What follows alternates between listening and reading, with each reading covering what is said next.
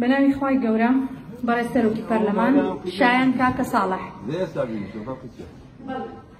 بەڵێ لە کارنامەی کابینەی نوێمی حکوومەتی هەرێمی کوردستان باس لەوە دەکات کە هیچ کەس لە کوردستاندا نابێ لەسەر بیرروڕای جیاوازی سیاسی سزا بدرێت، بەڵکو دەبێت بە شێوەیەکی دادپەروەرانە مافە زەوتکراوەکانی ئەو کەسانە بگەڕێنرێتەوە کە لەم ڕۆوە زیانمەند بوونە.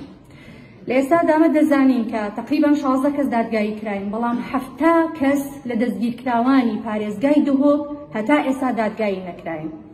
لەبەرەوە بۆ سەلماندنی دادپەروەری پێویستە بە زووترین کات ئەو بەڕێزانە دادگایی بکرێن و هەندێکیان بە تۆمەتی ناڕەوا دەستگیر کراون. تەنها تاوانیان ئەوەیە کە لەو دەڤەرانە پارتی نین بۆیە دەستگیر کراون بە تۆمەتی سیاسی. سپاس.